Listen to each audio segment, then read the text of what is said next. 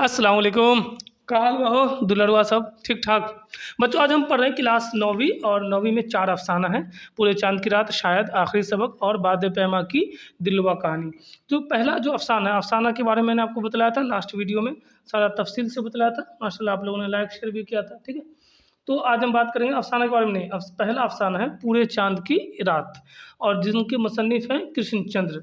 तो आज हम बात करेंगे कृष्णचंद्र की ज़िंदगी के बारे में। तो पहली चीज़ की पैदाइश देखेंगे, तो कहाँ पैदा हुए कृष्णचंद्र? तो 23 नवंबर 1914 को पैदा हुए, ठीक। कहाँ पैदा हुए? तो पंजाब में पैदा हुए, ठीक है। वज़ीराबाद एक जगह है। पंजाब के माने होते हैं फ़ारसी का लफ्ज़ है, पंज के माने होते हैं 5, आप के माने होते हैं पानी, 5 पानी।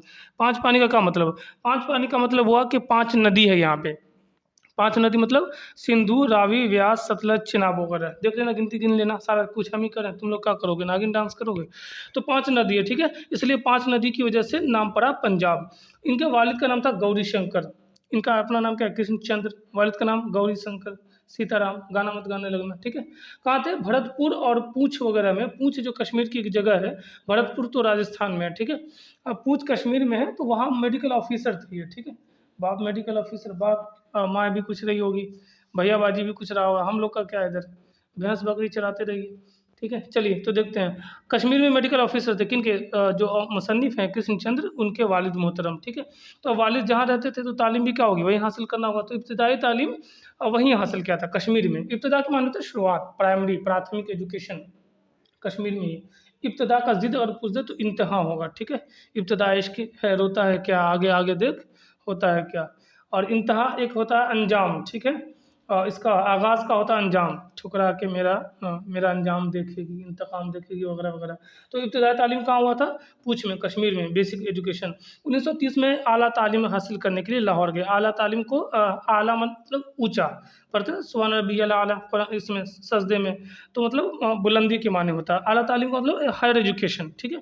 तो कहाँ गए थे? लाहौर में, और वहीं दाखिला लिया। कि स्कूल का नाम था कॉलेज का नाम था फोरमैन क्रिश्चियन कॉलेज में दाखिला लिया। और उस वक्त में वो जो था लाहौर, वो हिंदुस्तान में हुआ करता था, याद रहे, चूँकि 1930 है, देश अभी बँटवारा नहीं हुआ, आज़ाद नहीं हुआ। फिर 1934 में पंजाब यूनिवर्सिटी से अंग्रेज़ी में एमए किया। अंग्रेज़ी में भी मास्टर डिग्री ले सकते हैं, लैंग्वेज में भी ले सकते हैं, उर्दू वगैरह में भी ले सकते हैं, ठीक है। तो इंग्लिश में क्या था, इन्होंने एमए किया था, ठीक है। और कहाँ कौन से कॉलेज में? एक तो क्रिश्चियन कॉलेज और एक पंजाब यूनिवर्सिटी, ठीक है। डेट उतना ज़रूरी नहीं है, कभी-कभार पूछ देता तो हल्का-फुल्का ज़हन में रखिएगा। फिर उसके बाद भी नहीं रुके, लॉ पास किया। लॉ को उर्दू में बोलते हैं वकालत, ठीक है। वकील की जमा होती है वकला, पूछ देता कभी-कभी। तो 1937 में कौन-सा इम्तिहान पास किया? वकालत का इम्तिहान पास किया। लेकिन जॉब इनको पसंद नहीं था, मुलाज़मत की में बंधे रहना, ज़िंदगी एक तरह से चैन टाइप का होता है। आज भी जो लोग जॉब करते हैं उनसे पूछिए तो कुछ टाइम नहीं, ज़िंदगी ऐसी सुबह-शाम, सुबह होती है, शाम होती है, ज़िंदगी यूँ ही तमाम होती है, ठीक है।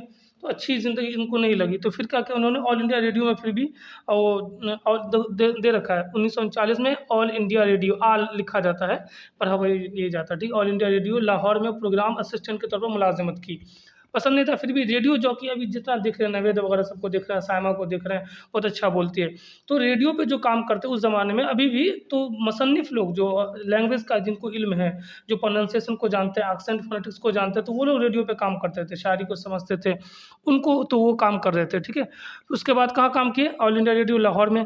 फिर कहाँ? फिर दिल्ली ट्रांसफ़र कर लिया। फिर कहाँ? लखनऊ तबादला करवा लिया। तो तबादला होता ही रहता है, ठीक है। दिल्ली एक ऐसा शहर है बच्चों कि जब हिस्ट्री हम पढ़ेंगे या ऐसे भी, तो दिल्ली ऐसी जगह जिसको सबने मिलके लूटा। हाँ, दिल वो नगर नहीं जो फिर आबाद हो सके, पछताओगे सुनो ये बस्ती उजाड़ कर। तो दिल्ली का जो रास्ता देखिए, हरियाणा पंजाब वगैरह होते हुए जाता है अफगानिस्तान की तरफ से, तो जितने लोग आए, अकबर, बाबर, औरंगजेब, अलाउद्दीन खिलजी, जलालुद्दीन खिलजी वगैरह, लोधी वोधी, कटरा, सब ये सब है, सबने दिल्ली को लूटा। इवन 1857 में जब ये हुआ, गदर हुआ अंग्रेज़ों के खिलाफ, तो दिल्ली पे कहर बरपा हुआ, ठीक है। तो दिल्ली कई बार उजड़ी, कई बार बसी। तो दिल्ली की शायरी में जो आप देखेंगे, दिल्ली की शायरी देखेंगे तो वहाँ आपको दर्द मिलेगा, गम मिलेगा, ठीक है, कॉम फ़िल्म टाइप का मिलेगा। और लखनऊ देखेंगे तो लखनऊ में नवाब लोग रहते थे, एकदम अय्याशी में मशगूल थे, ड्रामा करते थे, प्रोग्राम करते थे, ठीक है। तो लखनऊ की शायरी में गज़ब का हुस्न के बारे में, इश्क के बारे में, तेरी आँखों के सिवा दुनिया में रखा क्या है, ज़्यादा से ज़्यादा ये होगा कि डूब जाएँगे, उतर इस दिल में कि दरिया खूबसूरत है। ठीक है। शुरुआत में जो इन्होंने अंग्रेज़ी में शायरी लिखा था, ठीक है, अंग्रेज़ी में लिखते थे, फिर धीरे-धीरे उर्दू में लिखने लगे, ठीक है। तो कहते हैं ये दिल्ली में और लखनऊ वगैरह में जब रहे तो इनको जो है ज़बान में, बयान में या जो अदबी ज़ौक़ है उर्दू का, लिटरेचर का, वो गज़ब का डेवलप हुआ। कहते हैं ना माहौल में जाओ, दिल्ली जाओ पढ़ने, अलीगढ़ जाओ, जामिया जाओ, जेएनयू जाओ, क्यों? क्योंकि वहाँ माहौल होता है। तो कृष्णचंद्र को माहौल मिला कहाँ? दिल्ली में और लखनऊ में। उस ज़माने में दिल्ली, लखनऊ, पटना, हैदराबाद उर्दू का गढ़ हुआ करता था, शायरी का गढ़ हुआ करता था। लेकिन दिल्ली की शायरी में दर्द मिलेगा, लखनऊ की शायरी में अय्याशी मिलेगी, हुस्न-व-इश्क मिलेगा, हैदराबाद की शायरी थोड़ा डिफरेंट है, ठीक है। अब देखते हैं उसके बाद उन्होंने लिखना शुरू किया। जब पढ़ते हैं तो फिर लिखते भी हैं, राइटर बनते हैं, मुसन्निफ़ बनते हैं। ज़बान का मतलब ये होता है। तो उस ज़माने में जो मैगज़ीन निकलती थी, रिसाला निकलता था, ठीक है। रिसाला की जमा रिसालात होते हैं। तो 2 रिसाला, एक हुमायूँ और एक है अदबी दुनिया। तो उनमें इनकी कहानी सब छपने लगी, ठीक है। शाया होना मतलब छपना, ठीक है। और वो हमेशा के लिए फिर उर्दू में लिखने लगे। और कहते हैं कि इनके अफ़सानों को लाज़वाल शोहरत हासिल हुई। अफ़सानों में एक ख़ास मकाम है इसका, कृष्णचंद्र का। लाज़वाल के माने होते हैं बच्चों, ला के माने नहीं, पढ़ते हैं ना कलमा ला इलाहा इल्लल्लाह, तो ला के माने होते हैं नहीं। ज़वाल जो है उरूज़ की ज़िद है, उरूज़ के माने बुलंदी, ज़वाल के माने पस्त होना, बर्बाद होना। तो कह रहे हैं कि इनके अफ़सानों को जो शोहरत मिली वो लाज़वाल थी, यानी जिसको कभी ज़वाल नहीं आएगा, जो कभी बर्बाद नहीं हो, ऐसा नाम कमा लिया कि फिर ये बदनाम नहीं हो पाए या इसको कोई बदनाम नहीं कर पाया, या इनकी जो शोहरत मिल गई एक बार, वो ख़त्म नहीं हुआ। ये जो 2 तस्वीरें देख रहे हैं, हुमायूँ और अदबी दुनिया, इसमें ये अपनी कहानी लिखते थे, ठीक है। और यहीं से इनको जो कहते हैं पब्लिसिटी मिली, एक पहचान मिली जो है, तो इनके अफ़सानों को एकदम हमेशा के लिए जो कह सकते हैं कि शोहरत मिल गई, ठीक है। और इनके अफ़साने ने उर्दू दुनिया में एक नई चीज़ खोल दिया, कि नया इज़ाफ़ा कर दिया, ठीक है। और उर्दू के ख़ास जो है अफ़साना निगार बन गए। काफ़ी इनका जो है कि स्टेटस मकाम मिल गया। तो उसका जब देखते हो आदमी बहुत बड़ा बन जाता है, सब रिश्ता जोड़ना शुरू कर देता है। हमारा खलिया है तो हमारा फुफुआ है, ठीक है। मामू वाला रिश्ता जोड़ देते हैं, ममानी वाला जोड़ देते हैं, पता नहीं क्या-क्या जोड़ देते हैं। तो इनको जो बॉलीवुड से ऑफ़र आने लगा। अब बॉलीवुड में जितनी कहानी होती है, जितना डायलॉग होता है, जो वो कौन लिखता है? राइटर ही लिखता है। तो शालीमार पिक्चर वहाँ एक ये था, मूवी बनाने वाली एक कंपनी थी, तो उन्होंने ऑफ़र किया था कृष्णचंद्र को कि सर आइए यहाँ मकालमा लिखिए, डायलॉग लिखिए। डायलॉग देखते हैं ना, डॉन का इंतज़ार तो 11 मुल्कों की पुलिस कर रही है, लेकिन डॉन तो अभी वीडियो बनाने में मस्त है। सुने होंगे शाहरुख खान का डायलॉग, ठीक है? या हम शरीफ क्या हुए, दुनिया ही बदमाश हो गई। तो जो डायलॉग होता है वो मुसन्निफ़ लिखता है, ठीक है? तो कृष्णचंद को जो ऑफ़र मिला था कि आइए क्या लिखिए, कहानी लिखना हो तो कहानी लिखिएगा, डायलॉग लिखने का टाइम मिले तो मुकालमा वो लिखिएगा। तो उसका इस्तीफ़ा दे दिए, ठीक है? और वो चले गए, पूना चले गए। फिर उसका कंटिन्यू, मुस्तकिल के माने होते हैं कंटिन्यू रहना एक ही जगह।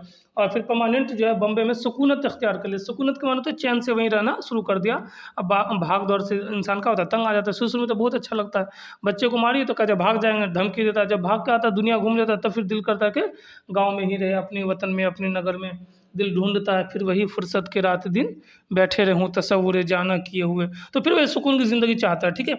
और इन्होंने इतना काम किया, इन उर्दू में इतने अफ़साने लिखे और इतना बेमिसाल अफ़साना लिखा कि हुकूमत हिंद ने, हुकूमत मतलब जो गवर्नमेंट होती है, सरकार होती है, हिंद मतलब हिंदुस्तान, तो उसने, हुकूमत हिंद ने 1969 में, हम आज़ाद हो चुके थे, आज़ादी मिल चुकी थी, तो उनको पद्म भूषण का एजाज़ मिला। एजाज़ के माने होते हैं अवार्ड मिला, ठीक है? तो पद्म भूषण जो लिटरेचर की दुनिया में बड़ा अवार्ड है, ठीक है? खेल की दुनिया में अर्जुन अवार्ड होता है, भारत रत्न होता है, रेमन मैग्सेसे अवार्ड, बहुत सारा अवार्ड है। लेकिन हिंदुस्तान में अदब की दुनिया में जब आप पढ़ेंगे तो पद्म भूषण वगैरह अवार्ड मिलता है। सवाल पूछा इम्तिहान में, कब कब मिला था? 1969 में। नवाज़ा, नवाज़ के माने होते हैं देना, ठीक है? तो पद्म भूषण अवार्ड मिला था। एक चीज़ और बता दे रहा हूँ कि जो मुसन्निफ़ बनता है, जो कहानी लिखता है, जो किताबें लिखता है, तो मरने तक तो उसको पेटेंट मिलता ही, पैसा मिलता ही है कि जितनी किताब बिकेगी। लेकिन मरने के बाद भी 60 साल तक पैसे मिलते रहते हैं। उनका जो नॉमिनी होगा, उनके बच्चे या बीवी या जो भी है, ठीक है, उनको पैसा मिलता रहता है, ठीक है। तो इनको ये जो पद्म भूषण अवार्ड है, उसमें क्या होता है, एक ख़त टाइप का मिलता है अवार्ड, सर्टिफ़िकेट टाइप का, फिर साल मिलता है, फिर पैसे मिलते हैं, फिर हर महीने पेंशन मिलता है, ठीक है। ये होता है अवार्ड, इसको बोलते हैं पद्म भूषण, ठीक है। उसके अलावा और लोगों ने भी इनको कई जगह बुलाया, चूँकि बड़े स्कॉलर थे, बड़े राइटर थे। आता है कि इनकी लगभग 80 किताबें शाये हो चुकी है। अफ़साना भी लिखा है, नावल भी लिखा है। नावल के बारे में अभी तक मैंने नहीं बताया आपको, डिटेल से बतलाऊँगा, ठीक है? किसी और वीडियो में, काफ़ी लंबा चलेगा वो। और ड्रामा भी इन्होंने लिखा है। ड्रामा तो समझते होंगे, आप लोग से अच्छा कौन समझा ड्रामा? रोज़ ड्रामा ही करते हैं, छोड़िए। लेकिन ये जो बुनियादी तौर पे थे कौन? कृष्णचंद, वो है बुनियादी जो हैसियत है, बेसिक फाउंडेशन, वो अफ़साना निगार थे। अफ़साना लिखने वाले को कहते हैं अफ़साना निगार कहते हैं। तो बुनियादी हैसियत उनकी अफ़साना निगार की है। और उन्होंने कई नावल लिखे, तो उनके नावल की तस्वीर अब आपके सामने आएगी, उसको देख लीजिएगा। उसमें एक शिकस्त है। शिकस्त के माने होते हैं हार, जैसे फ़तह की ज़िद होगी शिकस्त, फ़तह के माने जीत, शिकस्त के माने हार जाना। जंग में जीत होती है, हार होती है, इम्तिहान में फ़ेल हो जाता है बच्चा तो बोलता है शिकस्त खा गए। किसी और चीज़ में भी होता है, ठीक है। दिल की दुनिया लोग हार जाते हैं, उसको भी बोलते हैं शिकस्त। तो वो लिखा सबसे, ये भी इम्तिहान में सवाल आ जाएगा कि कृष्णचंद का सबसे पहला नावल कौन है? तो उनका पहला नावल शिकस्त है। शिकस्त मतलब हार, ज़िंदगी से हार, ये फ़ारसी का लफ्ज़ है, याद रहे, ठीक है? उनका पहला नावल है। लेकिन वो बुनियादी तौर पर रूमानी अफ़साना निगार थे, रोमांटिक थे, ठीक है? रोमांसिज़्म पे काफ़ी उन्होंने काम किया था। और उसके अलावा जब खेत जागे उन्होंने लिखा है, ठीक? और उसके अलावा एक और है दिल की वादियाँ सो गई, एक है गधे की सरगुज़श्त और आसमान रोशन है। तो इस तरह के नावल उन्होंने लिखे हैं। तो कई अच्छा नावल में क्या उनके बारे में कि उन्होंने जो नावल लिखा है, उनका जो अंदाज़ बयान है, उनका जो ज़बान है, ज़बान कहते हैं कि जो जब मुसन्निफ़ लिखता है ना कहानी को, तो जिस अल्फ़ाज़ का इंतख़ाब करता है, अल्फ़ाज़ का चुनाव करता है, वही उसका ज़बान कहलाता है। तो आप देखेंगे पाकिस्तानी सीरियल देखिए, पाकिस्तानी नावल देखिए, तो वहाँ ज़बान का जो इंतख़ाब है वो ख़ास मुतासिर है, बिल्कुल उर्दू की ज़बान, उर्दू मिलेगा, प्योर उर्दू मिलेगा। और उसके अलावा और जगह बॉलीवुड को देखिए तो मेरे को तेरे को, भोजपुरी देखिए तो रउआ कसम गंगा मैया के, तेरा मट्टी में जिंदा गाड़ दे, इस तरह की बातें बोलते हैं। तो ये क्या होता है, ज़बान क्या होता है, ये मुसन्निफ़ लिखता है, तो ज़बान में जैसे लफ्ज़ का इंतख़ाब होगा उसको कहते हैं ज़बान, ठीक है? तो इनकी जो ज़बान है, किनकी, कृष्णचंद की ज़बान के बारे में आता है कि वो बहुत ही खूबसूरत ज़बान है। खूब के माने अच्छा, स्वतंत्र शक्ल, अच्छी शक्ल का मतलब लफ्ज़ों का इंतख़ाब चुन-चुन के किया है, ठीक है? और उसके अलावा सुबुक थी, सुबुक के माने होते हैं हल्का। ये तस्वीरें जो आपको दिख रही है ये उनकी उनके नावल हैं, शिकस्त है, वो देखिए आपने दिल की वादियाँ सो गई, गधे की सरगुज़श्त ये है, ठीक है? लेकिन इन्होंने जिस ज़बान का आसमान रोशन है, ये देख लीजिए आसमां के बारे में बयान किया। तो एक चीज़ और है कि उनका जो ज़बान है वो बहुत खूबसूरत है और सुबुक है। सुबुक के माने होते हैं हल्का, ठीक है? यहाँ क्या होता है, कोई बड़े-बड़े मौलाना की तकरीर सुनिए, अजब-अजब किस्म का बात बोलते हैं, अरबी, फ़ारसी एकदम धमाकेदार, दिमाग के ऊपर से चला जाता है, ठीक है? और सुबुक के माने होते हैं आसान लफ्ज़, ऐसा लफ्ज़ जो आसानी से आपको समझ में आ जाए, ठीक है? ये नहीं बोले हरामखोर, हलक से हाथ निकाल, ऐसा नहीं बोलते, बिल्कुल आसान लफ्ज़ जो ज़बान खूबसूरत भी हो और आसान भी हो। और ऐसा ज़बान थी इसकी जिसे जादू सा असर था, इनकी जो ज़बान सुन लेता एक बार मुतासिर हो जाता था, फ़ैन हो जाता था। यानी इनके अफ़सानों को, नावल को लिखने का जो अंदाज़ था, जादुई सा होता था। जो है, जो क़ारीन, जो पढ़ने वाला होता था अफ़साना, वो उसमें खो सा जाता था। इसलिए कहते हैं इनकी ज़बान खूबसूरत थी, सुबुक थी। सवाल पूछेगा कि कैसी ज़बान थी? तो खूबसूरत, सुबुक, जादू जैसा असर था, ठीक है? और कैसे, तो वो बुनियादी तौर पर रूमानी अफ़साना निगार थे और इनकी हैसियत जो है वो अफ़साना निगार की हैसियत से ये चर्चा में है, ठीक?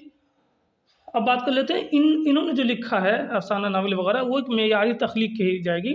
तख़लीक़ की जमा होती है तख़लीक़ात। मेयार कहते हैं बच्चों स्टैंडर्ड को, जैसे हम लोग होता है ना, कहते हैं नहीं, नहीं ये सवाल नहीं लेंगे, स्टैंडर्ड लेंगे। तो स्टैंडर्ड होता है, तो उसको उर्दू में कहते हैं मेयार, ठीक है? तो इसके लिए हमेशा इनको याद किया जाएगा। इंतकाल जो हुआ था 8 मार्च 1977 को बम्बई में इंतकाल हो गया, ठीक?